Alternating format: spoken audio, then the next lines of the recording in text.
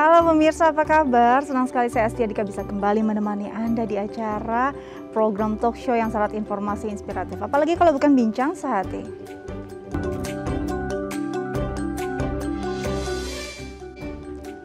Pemirsa, bincang sehati kalau bicara masalah cinta sepertinya nggak ada habisnya ya. Saat mulai jatuh cinta, kasmaran, rindu menggebu-gebu sampai patah hati hebat yang bikin susah makan, susah tidur ya. Tapi sebenarnya kalau bicara cinta, ini kan hubungannya harus terus dijaga, harus terus dijalin gitu ya. Dan ada cara-cara seseorang atau pasangan dengan ciri khasnya sendiri untuk mengekspresikan cintanya atau disebut dengan love language. Nah, ini akan jadi topik kita hari ini. Tapi sebelum kita bahas lebih jauh, ada beberapa fakta seputar hubungan cinta yang akan kita bahas. Oke, yang pertama adalah cemburu itu tanda cinta. Kadang-kadang kita kayaknya nggak rela gitu ya kalau pasangan kita tuh melakukan sesuatu yang mungkin hal sederhana, senyum terlalu manis pada orang lain atau perempuan lain gitu ya, memberikan perhatian atau mungkin chat terlalu banyak, terlalu panjang pada lawan jenis atau temannya gitu ya. Itu kadang-kadang kita mungkin jadi cemburu gitu. Tapi kata sebagian orang cemburu itu tanda cinta, tanda sayang. Kalau nggak cemburu, nggak sayang. Nah, benar nggak sih? Nah, sebenarnya cemburu ini justru akan membuat hubungan kita lebih baik, lebih erat, atau justru jadi malah ada konflik. Nah, ini nanti akan kita bahas bersama pakarnya ya.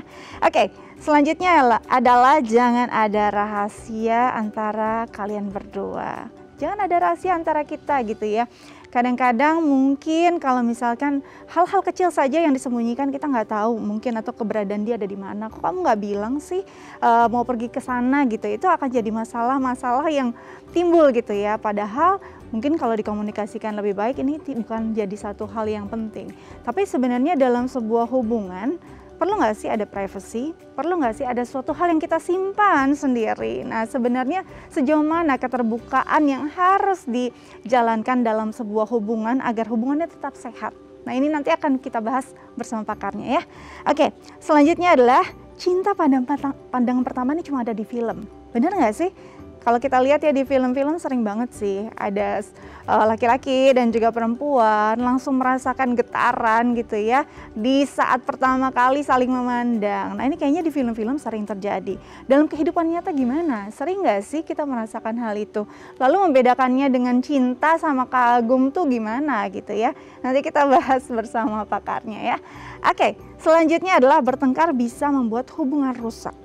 Gak ada kayaknya ya hubungan yang baik-baik mulus saja gitu ya tanpa adanya mungkin berselisih paham, berbeda pendapat, atau mungkin ada juga kondisi-kondisi tertentu yang lebih tense jadinya ada pertengkaran yang lumayan hebat. Tapi sebenarnya apakah ini benar-benar akan membuat hubungan menjadi rusak atau ini adalah proses untuk saling mengenal dan saling bekerja sama untuk membuat langgengnya hubungan? Nanti kita tanyakan sama pakarnya. Oke, yang terakhir adalah dia harus tahu apa yang kamu mau. Kayaknya ini yang paling sulit ya. Apalagi kalau perempuan ditanya sesuatu jawabnya terserah. Mau ini apa enggak jawabnya terserah. Nah, ini kadang-kadang akan jadi suatu hal yang membingungkan untuk pasangan kita. Jadi gimana caranya nih untuk pasangan kita tahu apa yang kita mau?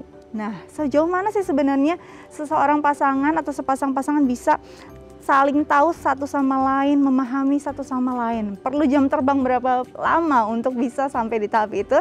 Nanti kita bahas lebih jauh lagi. Tapi kita harus jeda dulu. Jangan kemana-mana, tetap bersama kami di Bincang Sehati.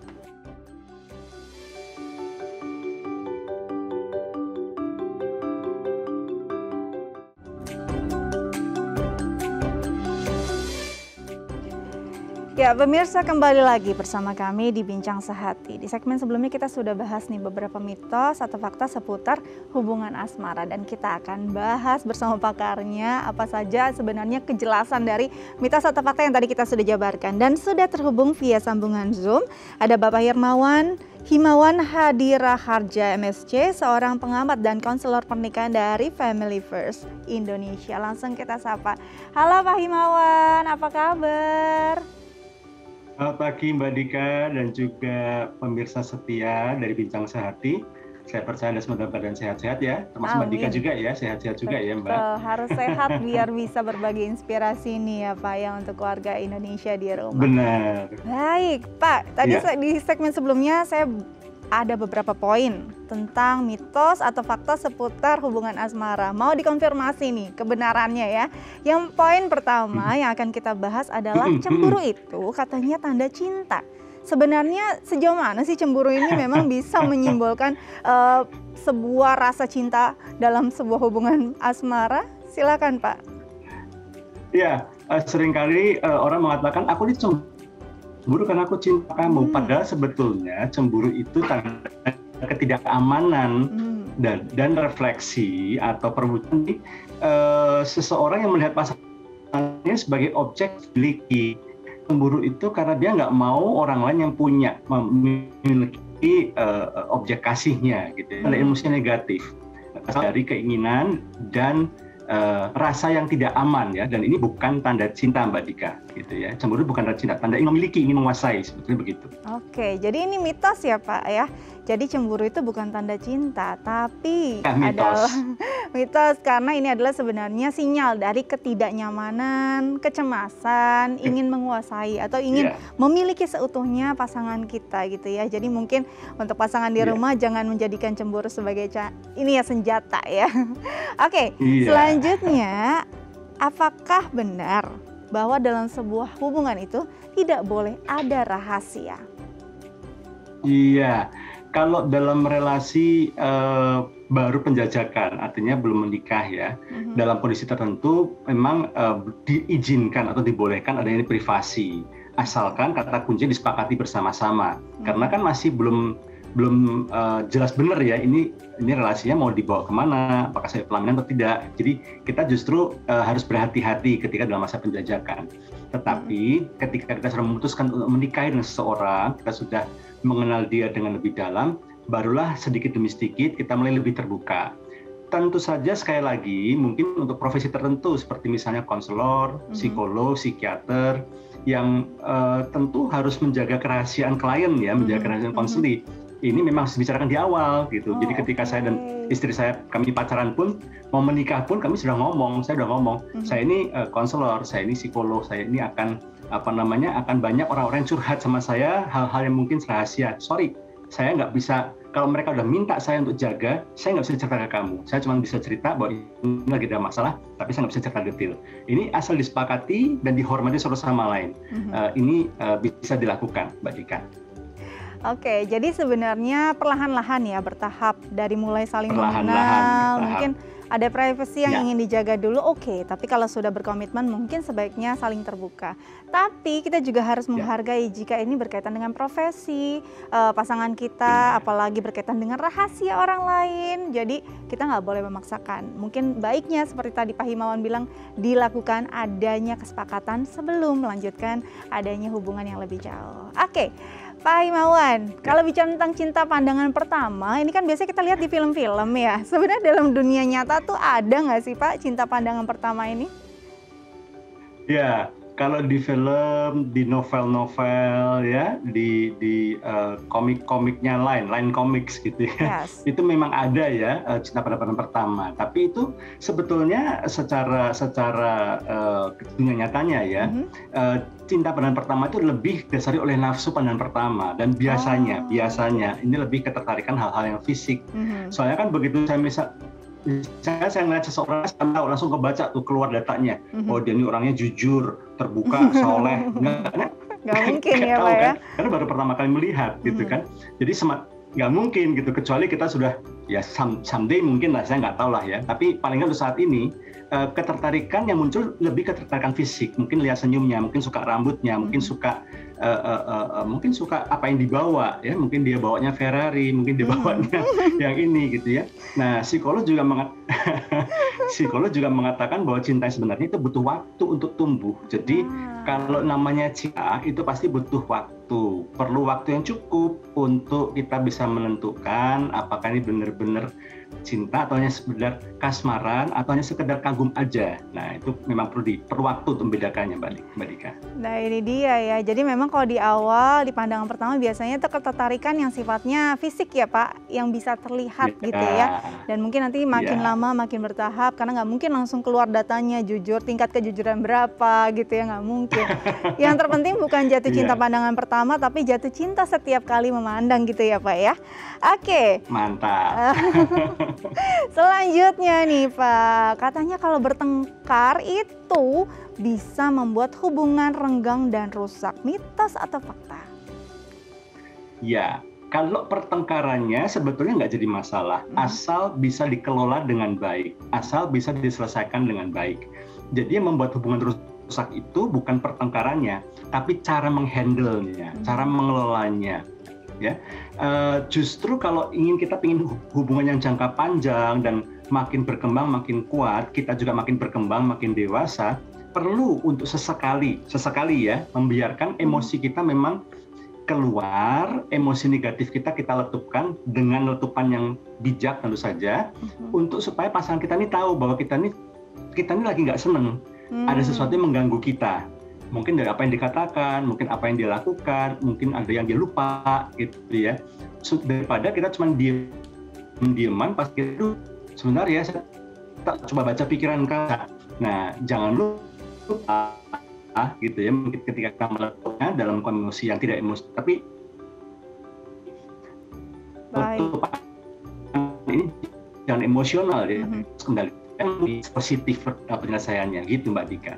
Baik, jadi memang sebenarnya ini adalah sebenarnya proses ya Pak, proses saling mengenal ya. Ada perselisihan itu proses saling mengenal, nantinya akan lebih mengenal setelah bertengkar. Mungkin yang jadi catatan jangan sampai ada kekerasan, atau mungkin cara marahnya juga harus saling kenal gitu ya. Mungkin kalau saya nih jenisnya yang silent anger gitu ya, mungkin pasangan nggak ngerti kalau saya marah sampai bingung gitu. Nah, itu perlu dikomunikasikan agar bisa lebih baik lagi setelah ini.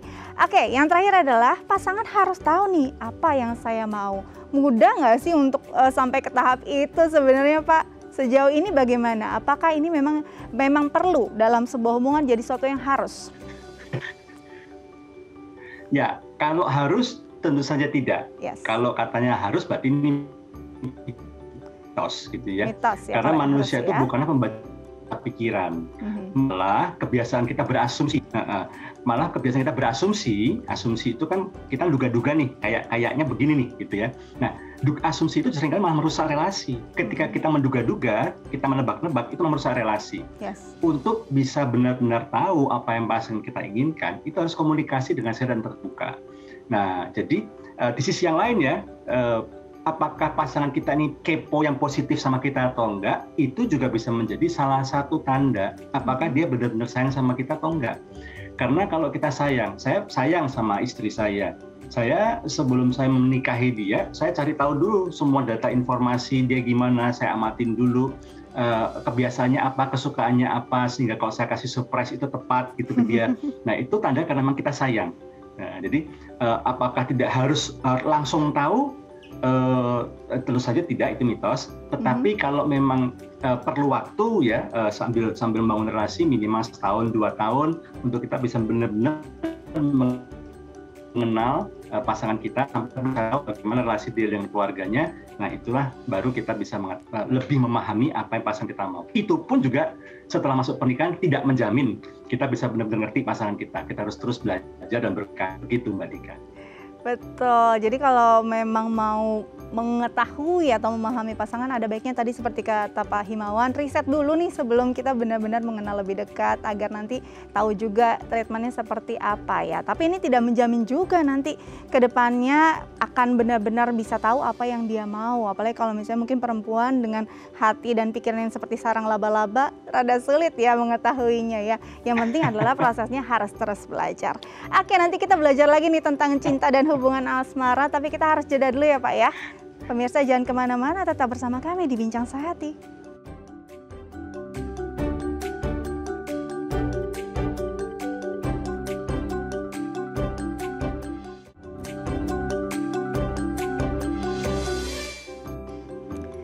Ya, pemirsa kembali lagi di Bincang Sehati dan topik kita hari ini tentang love language. Kita masih bersama Pak Himawan ya Pak. Pak masih bersama kami ya Pak ya? Iya, Mbak Dika. Oke, nah pemirsa di rumah yang mungkin ingin bertanya nih terkait tema kita hari ini bisa menelpon kami loh di 0212903244 atau DM ke Instagram kami di @daifamily. Kita lanjutkan topik kita hari ini. Pak Himawan, kita bicara tentang cinta, love language. Ini satu bentuk ekspresi atau ungkapan cinta yang sebenarnya setiap orang punya karakteristiknya masing-masing. Tapi sebelum ke arah sana, ini bicara tentang cinta, ini kan sebenarnya rasa dasar manusia yang tadi ada sayang, ada mungkin marah dan segala macam, kecewa, sampai ke cinta. Nah sebenarnya cinta itu apa sih indikatornya saat seseorang merasakan saya jatuh cinta, saya merasakan bahwa membenarkan diri bahwa memvalidasi, yes ini perasaannya adalah cinta.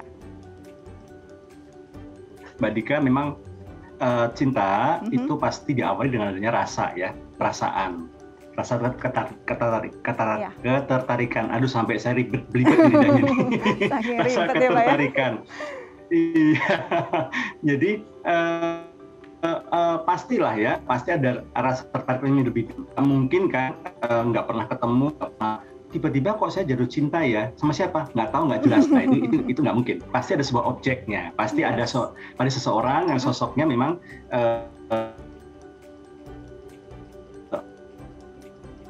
menarik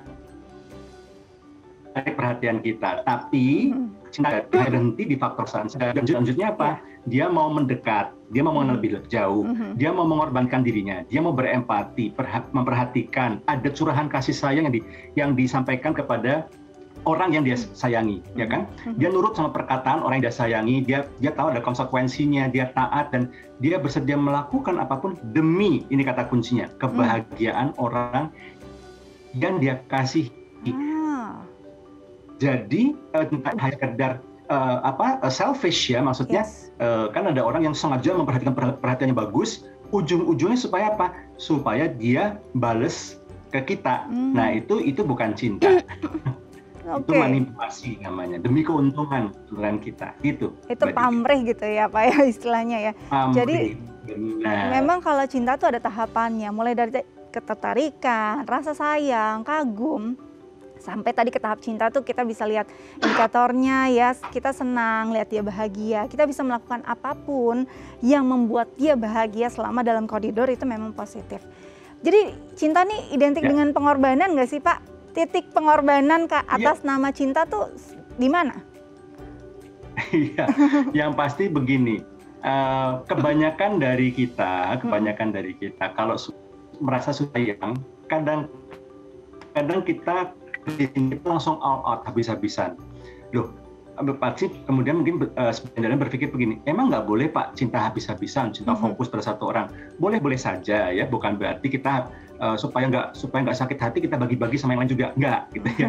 Kita harus fokus pada satu orang. Tetapi jangan lupa ada unsur logika. Jadi cinta itu nggak hanya sekedar perasaan, tapi ada unsur logika. Di mana logika ini berfungsi sebagai rem untuk memberikan sedikit ruang juga supaya kita ada ruang untuk kita mengembangkan diri kita, kita bisa tetap punya self respect, menghargai diri kita sendiri. Kita juga tidak menjadi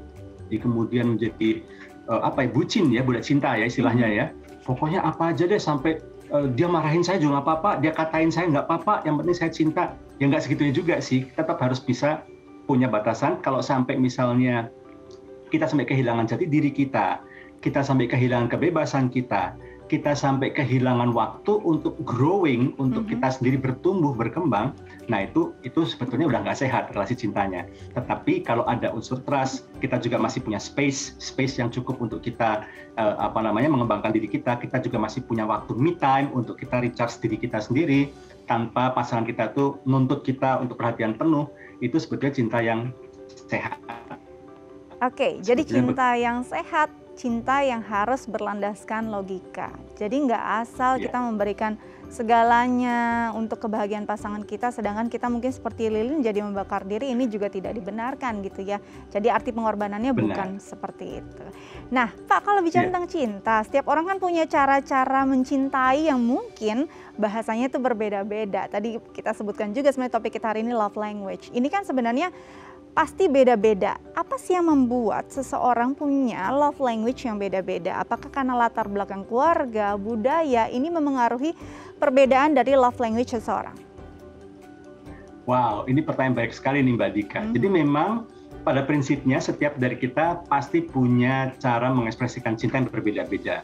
Kalau ditanya dari mana asalnya, kok dia tahu sih cara cintanya seperti itu? Dia sudah pasti ada pengaruh, ada nurture, pengaruh dari lingkungan, pola asuh orang tua, kemudian juga hasil dia relasi dengan komunitasnya, dengan teman-temannya, kemudian pembelajaran ya, artinya belajar di sini ya dari pengalaman dia, ketika dia merasa bahagia, ketika atau termasuk juga pengalaman negatif juga bisa menjadi pembelajaran juga yang membuat seorang untuk seorang sampai punya satu pattern untuk mengekspresikan kasihnya. Begitu Mbak Dika. Oke, jadi benar ya bahwa latar belakang itu memengaruhi bagaimana cara orang mencintai. Ada nggak sih cara yang salah karena dia nggak sadar itu, karena itu selama ini yang dia lihat mungkin dari orang tuanya sebagai role model, begitu cara mencintainya. Dia berpikir bahwa memang dengan memaki kadang-kadang, dengan memarahi, menegur, atau mungkin sikap ayah yang begitu disiplin dan dingin, sepertinya kurang hangat dengan ibu, ini mungkin jadi satu yang common juga di Indonesia ya. Kalau kita lihat setelah 3 tahun ke atas, kayaknya hubungan suami istri ini sudah perannya bergeser jadi cuma hubungan ayah dan ibu. Nah, apakah ini bisa terjadi pada seseorang yang selama hidupnya melihat contoh dari orang tua dan akhirnya dia tidak menyadari bahwa cara dia mencintai itu salah? Sangat tepat sekali Mbak Dika. Ini mestinya Mbak Dika aja yang jadi narasumber. Oh jangan. Nggak, bercanda Mbak Dika ya. Tapi poin saya adalah bahwa itu betul sekali. Bagaimana cara kita bersosialisasi bermasyarakat? Bagaimana cara kita bereaksi terhadap peraturan yang baru dan segala macamnya? Itu semua dibentuk dari keluarga. Itu kenapa memang keluarga itu punya peran yang sangat amat penting sekali dalam membentuk karakter seseorang, termasuk dalam membentuk bahasa kasih seseorang. Benar sekali. Jadi kalau seorang anak kan masih baik, tapi kalau dia belum bisa membaca misalnya, dia kan pengamat. Anak itu pengamat yang ulung sebetulnya. Betul, dan bukan cuma pengamat, anak itu plagiat, peniru yang ulung. Gitu. Plagiat bahkan kalau yang ulung ya. Si anak ini, kalau sepanjang anak ini bertumbuh, yang dia saksikan ada sebuah pola bagaimana ayah yang kaku, ayah yang rigid, yang juga dibesarkan dari keluarga yang memang tidak terbiasa mengekspresikan kasih, ya akhirnya dia merasa bahwa cinta itu nggak usah diekspresikan, yang penting sama-sama tahu aja gitu. Kalau ditanya, kalau misalnya dia lihat mamanya pernah nanya, kamu sayang sama aku nggak sih gitu ya, papanya jawab, ya menurut lo gitu. Nah ini kan pembelajaran nih, si anak ini merekam kan, anak ini merekam sehingga ketika dia bertumbuh dewasa, dia juga menjadi pribadi tidak mudah untuk mengekspresikan kasih, yang dia lihat mungkin bapaknya jungkir balik ya, dari kepala sampai kaki jadi kepala lagi, dari pagi sampai pagi lagi kerja gitu ya. Ketika dikomplain dia bilang, saya ini kan juga buat keluarga, saya cinta sama keluarga, masa kerja mati-matian. Itu nancep dalam pikiran dia. Sehingga jadi benar-benar terpatri di pikiran dia ya Pak ya. Kemudian ketika dia berumah tangga pun kecenderungannya kalau ngalami intervensi dia, begitu Mbak Dika. Ya. Jadi memang keluarga itu sangat penting sekali Mbak Dika. Karena keluarga adalah satu sekolah cinta pertama untuk seorang manusia ya Pak ya. Nah Pak, kalau bukan bicara hanya sekolah cinta, keluarga adalah universitas, salah satu universitas yang baik. Justru ya, wah luar biasa. Nah Pak, kalau bicara tentang love language, sebenarnya ada berapa macam sih Pak dalam sebuah hubungan? Ada berapa macam yang mungkin bisa jadi kategori bahasa cinta seorang manusia? Ya, bahasa cinta itu memang istilah dipopulerkan oleh Dr. Gary Chapman. Ya, dia punya buku Five Love Language tahun 92. Tapi ini sekarang lagi happening banget dan beliau mendasarkan teori ini pengalaman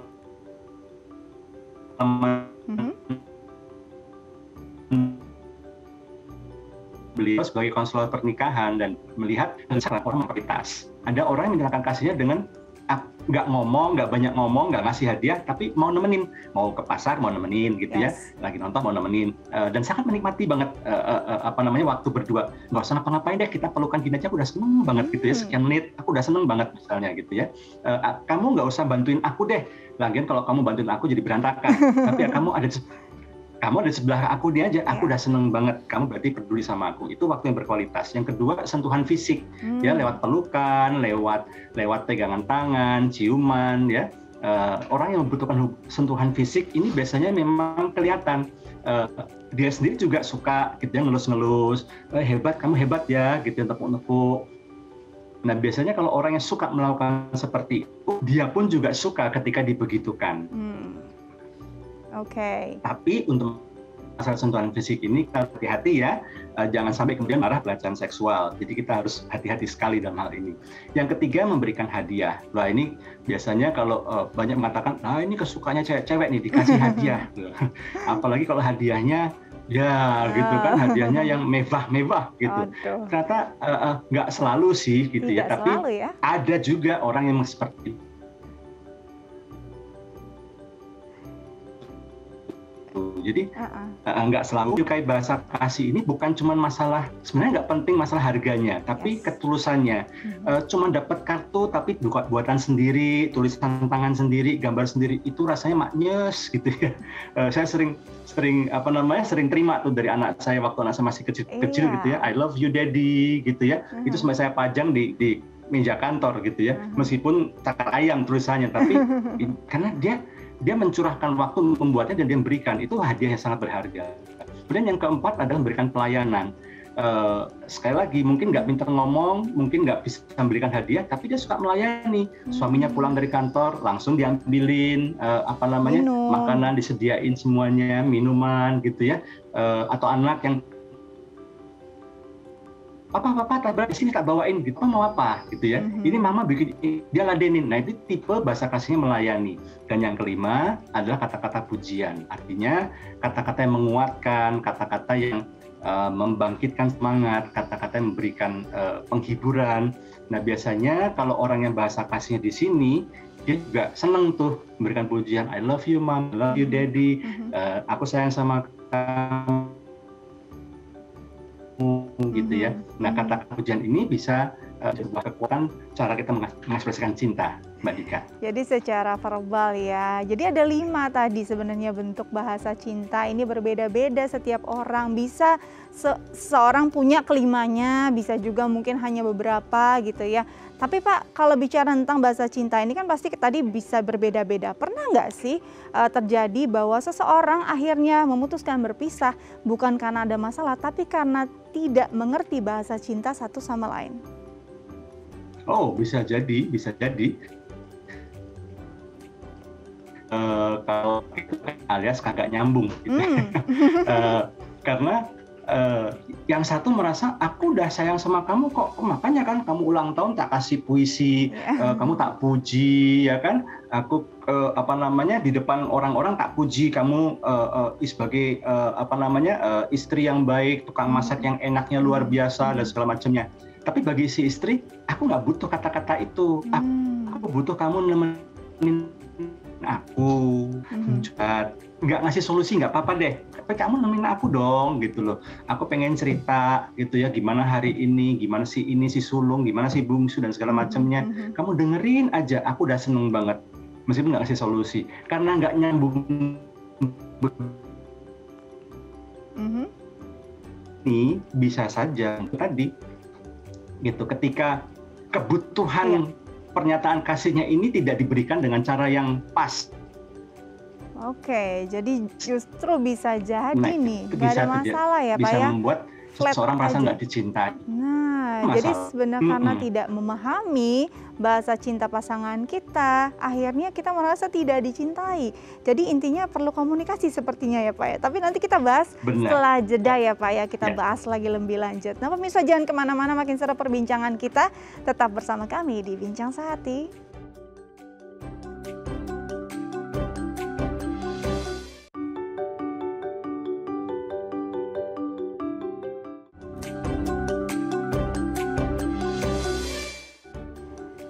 Baik, pemirsa Bincang Sehati, kembali lagi bersama kami di Bincang Sehati, masih membahas tentang love language atau bahasa cinta, pernyataan cinta yang berbeda-beda bentuknya sebenarnya, dan ini sebenarnya membuat seseorang harusnya hubungannya makin berkualitas, makin sehat dan makin rekat.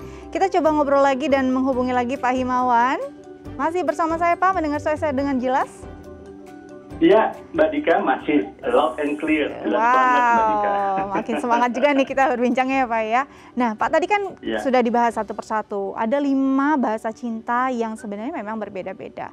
Setiap orang pasti punya caranya masing-masing gitu ya Pak. Tadi kita juga bilang bahwa kita bahas ada loh yang pisah bukan karena ada masalah, tapi karena tidak memahami bahasa cinta satu sama lain. Berarti ini intinya gimana Pak? Komunikasikah? Apakah memang ini adalah solusi dari permasalahan tadi, tidak memahami bahasa cinta pasangan kita? Iya, menarik sekali memang Mbak Dika ya, ketika kita mendapati kenyataan ada sih orang yang bubar relasinya karena kurang memahami bahasa cinta, bahasa kasih. Nah, karena memang memahami bahasa kasih ini membantu pasangan untuk mengekspresikan perasaan cintanya sesuai dengan apa yang diinginkan oleh pasangannya. Begitu juga sebaliknya. Nah, tapi juga mengenal bahasa cinta saja nggak cukup. Kita tetap harus menjaga komunikasi yang terbuka. Artinya bahwa ketika misalnya seseorang merasa mungkin kita harus bertanya-tanya ya, dari mana saya bisa tahu bahwa bahasa kasih saya ini nyambung apa enggak sama dia ya? Kalau sesekali pasangan kita tiba-tiba nggak ada hujan, nggak ada angin nih, tiba-tiba nanya, kamu sayang sama aku nggak sih? Padahal kita merasa udah habis-habisan nih sama pasangan kita. Disitulah kita harus mulai aware gitu ya. Jangan-jangan selama ini dia ngomong pakai bahasa Perancis, saya ngomong pakai bahasa Rusia. Nah, nggak nyambung. Iya, karena ternyata komunikasi kasih saya ke dia nggak ditangkap dengan baik. Disitulah kemudian perlu diskusi, perlu belajar bersama-sama bagaimana sih sebenarnya bahasa kasih pasangan kita itu, Mbak Dika. Oke, Pak, ada nggak sih seseorang yang mungkin pada dasarnya dia juga nggak memahami bahasa kasih yang tepat untuk dirinya sendiri? Oh ya, bisa jadi karena biasanya begini, seseorang yang apalagi seorang yang punya masalah dengan gambar dirinya, seseorang yang mungkin tidak utuh gambar dirinya, mungkin dia pernah punya luka, punya trauma, sehingga itu menyebabkan dia ada trauma untuk mengekspresikan cintanya, karena mungkin takut ditolak atau mungkin dulu pernah keliru dalam membangun relasi, sehingga dia nggak mau lagi untuk merasakan cinta, nggak mau lagi mengekspresikan, sehingga dia merasa nggak tahu, kayaknya nggak tahu deh gitu ya. Bisa saja seperti itu. Hanya saja saat ini kita kan di abad ke-21 ya Mbak Dika ya. Betul. Kita bisa mengenal bahasa kasih bukan hanya dari pengamatan, observasi saja, tapi sekarang sudah banyak sekali alat-alat bantu, tes secara online, baik yang berbahasa Inggris maupun bahasa Indonesia tentang apa itu bahasa kasih. Jadi siapapun dari Anda yang pemirsa setia Bincang Sehati, Anda bisa Google tes kasih. Kalau Anda penasaran, pengen tahu siapa sih bahasa kasih saya, apa sih bahasa kasih pasangan saya, coba googling sebentar dan ikuti tesnya yang sederhana sekali untuk bisa membantu kita mengidentifikasi apa sih bahasa kasih kita dan apa sih bahasa kasih pasangan kita. Gitu Mbak Dika. Baik, jadi sebenarnya dengan kecanggihan teknologi, makin banyak aksesnya, makin banyak alat bantunya, kita bisa nih mungkin saat kita buntu gitu ya dengan pasangan ya Pak ya di rumah, yuk kayaknya kita ada yang nggak sinkron nih, kita coba ya tes sama-sama bahasa kasih kita tuh apa, bahasa cinta kita tuh apa gitu. Nah Pak, bisa nggak sih saat mungkin seorang pasangan gitu ya, pasangan kita menuntut atau menginginkan, aku sebenarnya bahasa cintaku tuh maunya ini gitu ya. Tapi untuk sebagian orang ada loh yang sulit untuk memenuhinya. Misalkan orang-orang yang introvert gitu ya, untuk berkomunikasi saja sulit gitu. Nah ini gimana nih Pak jalan tengahnya? Apakah memang ada titiknya paling tidak yang si introvert ini harus lebih luas lagi, yang memang orangnya sangat suka dicintai dengan cara yang verbal ini memang harus standarnya dikurangin lagi atau gimana?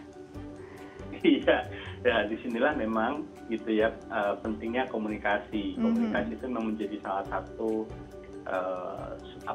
salah satu faktor yang sangat vital, sangat penting di dalam bangun relasi. Kalau memang seandainya gitu ya seorang yang nggak peka ya coba untuk diskusi baik-baik ya kan. Kalau dia mau berubah, mau belajar, wah bersyukur berarti memang dia benar-benar cinta. Tapi kalau sudah diajak ngomong, dia tetap nggak mau berubah gitu ya, bahkan kemudian menghindar, nggak mau diajak diskusi soal itu, udahlah nggak usah ngomongin beginian lah, pokoknya pokoknya kamu percaya aja sama aku lah, aku sayang sama kamu.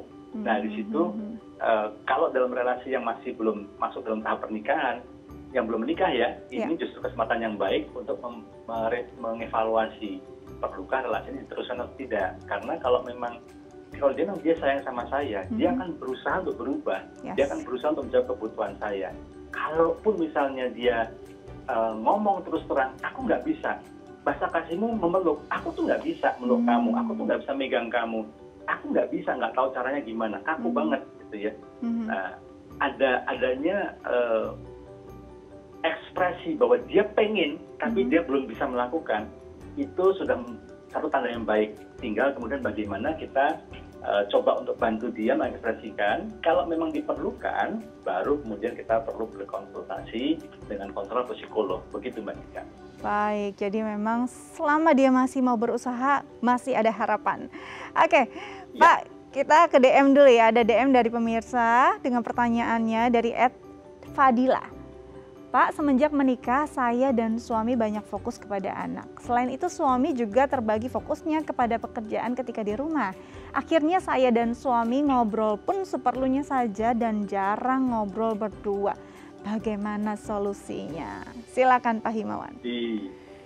Kalau selama itu masalah atau bukan menjadi masalah, ya gak ada salahnya ya. Maksudnya ya itu bukan hal yang besar, kami baik-baik aja kok, ya oke. Tapi saran saya sebagaimanapun juga, karena kan salah satu cara kita menjaga relasi pernikahan sampai langgeng itu kan dengan justru makin banyak kita ketemu, makin banyak kita ketemu, kita ngobrol dengan intim, kita makin muncul rasa saling percaya, muncul rasa sayang, sehingga itu akan membantu kita untuk bertahan ketika ada godaan misalnya, ya jangan sampai terjadi layan putus misalnya, atau kemudian ketika ada masa-masa sulit kita bisa hadapi bersama-sama karena ada trust, ada rasa percaya, ada rasa kasih, ada rasa intim.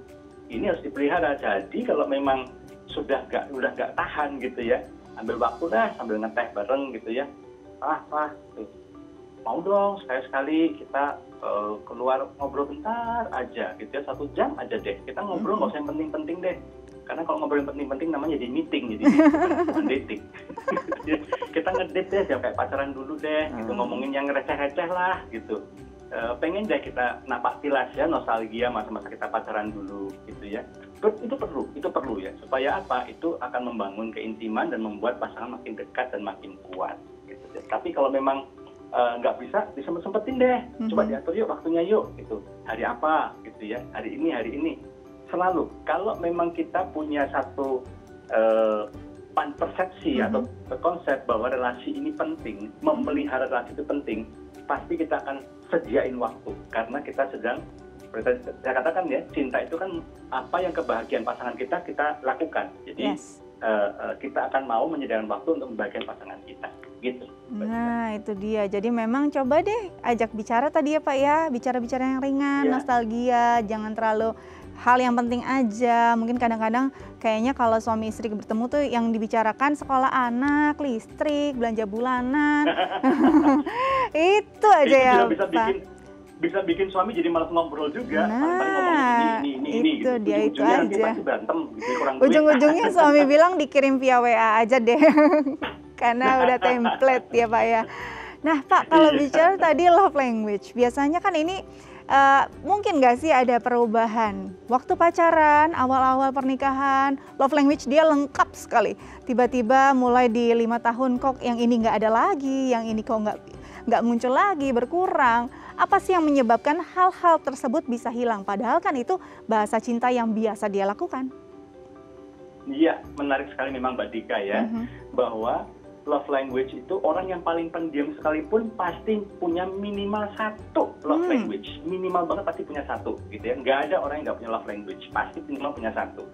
Nah, bisa nggak berubah? Oh bisa banget berubah. Kenapa? Karena begini, manusia itu pada dasarnya itu adaptif ya, mudah sekali beradaptasi, lentur. Lihat dari lingkungannya, bagaimana berrelasi dengan orang lain, bagaimana ketika dia berrelasi dengan pasangannya ketika dia menikah. Nah, sudah pasti adaptasi ini bisa merubah seorang ketika dia tadinya mungkin bahasa kasihnya hanya let's say misalnya sentuhan saja gitu ya. Tapi karena dia karena proses kehidupan, karena mungkin juga pendidikan yang dia lalui, kemudian dia mulai menemukan ternyata bakat ya untuk ngomong misalnya ya, dan dia mulai bisa kemudian menemukan talenta tersembunyi dia untuk berkomunikasi, komunikatif, mengekspresikan kata-kata dengan baik, maka dia bisa muncul tuh berubah menjadi bahasa love language-nya menjadi kata-kata yang menguatkan. Itu bisa saja terjadi karena masalah adaptasi. Tapi juga bukan hanya adaptasi saja, juga bisa muncul gesekan, luka, kecewa. Aduh, setiap kali saya mau ini kok selalu responnya negatif, kok selalu reaksinya negatif terus ya. Akhirnya ketika satu perilaku tidak di reward dengan positif, akhirnya membuat orang jadi malas melakukan hal itu. Nah, karena tidak pernah diekspresi, tidak pernah dilatih, nggak pernah dibiasakan, maka bisa saja bergeser, hilang akhirnya bahasa kasih yang ini. Begitu Mbak Dika. Oke, jadi memang harus terus dibina, harus terus disiram, istilahnya kalau tumbuhan tiap hari ya, agar tidak ada itu layangan putus atau apalagi layangan kusut ya Pak ya. Nanti kita lanjut lagi Pak, tapi kita harus jeda dulu. Tetap bersama kami di Bincang Sehati.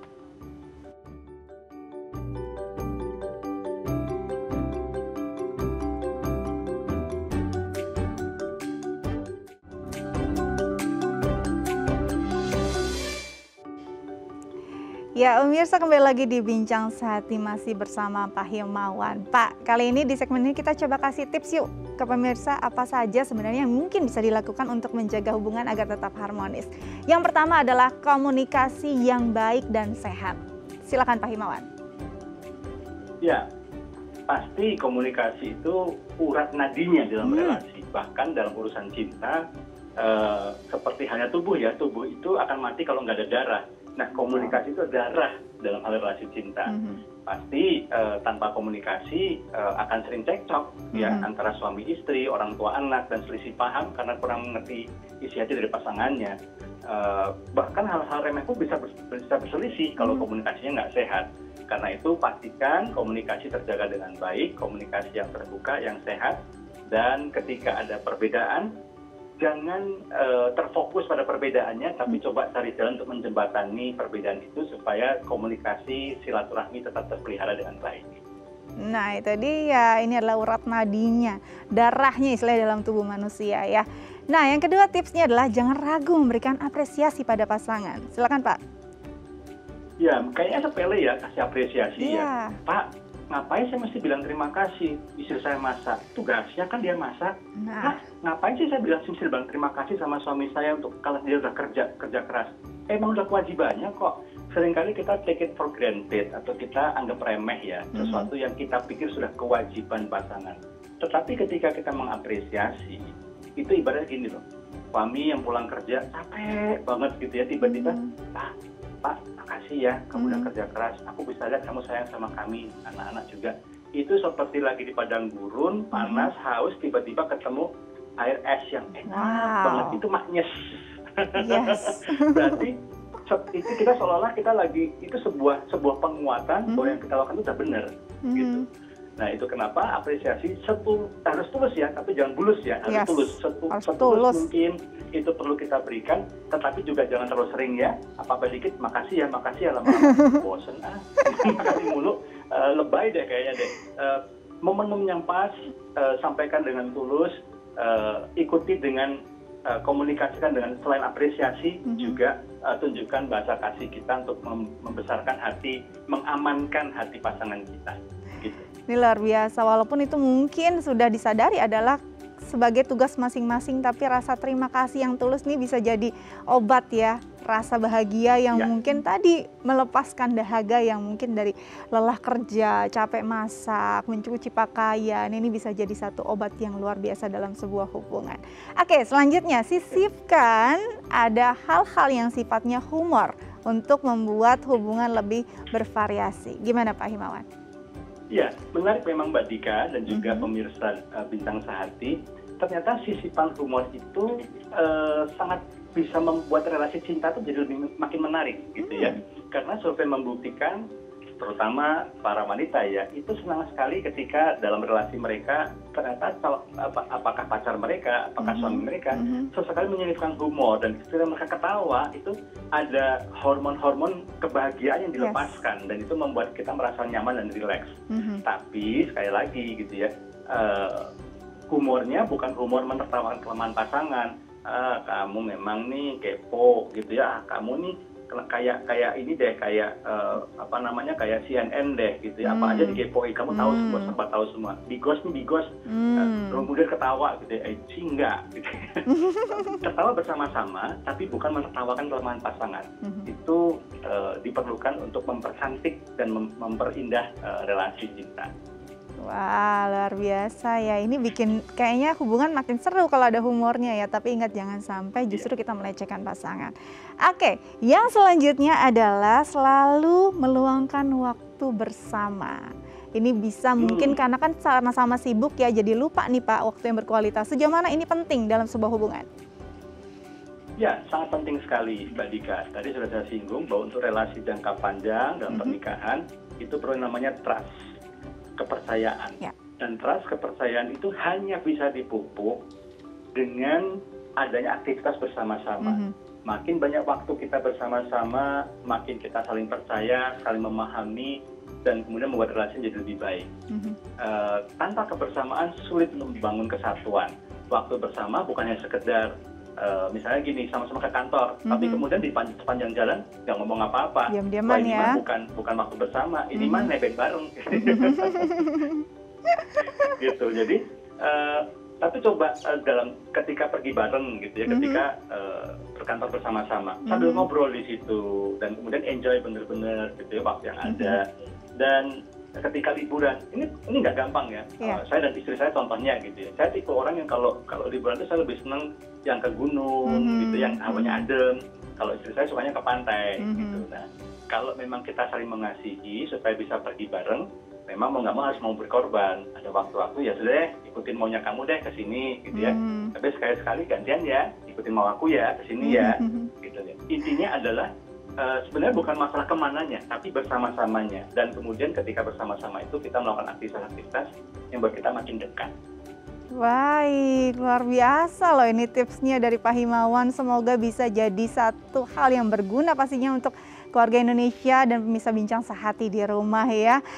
Pak, terima kasih banyak loh sudah berbagi bersama kami di Bincang Sehati. Tetap jaga kesehatan, selamat kembali beraktivitas. Baik pemirsa, senang sekali ya hari ini kita bisa berbincang tentang asmara, tentang relasi hubungan pasangan. Jadi ini mungkin adalah satu hal yang baik juga, apalagi menjelang weekend bisa jadi sama-sama berkualitas. Saya Astia Dika pamit undur diri, sampai jumpa.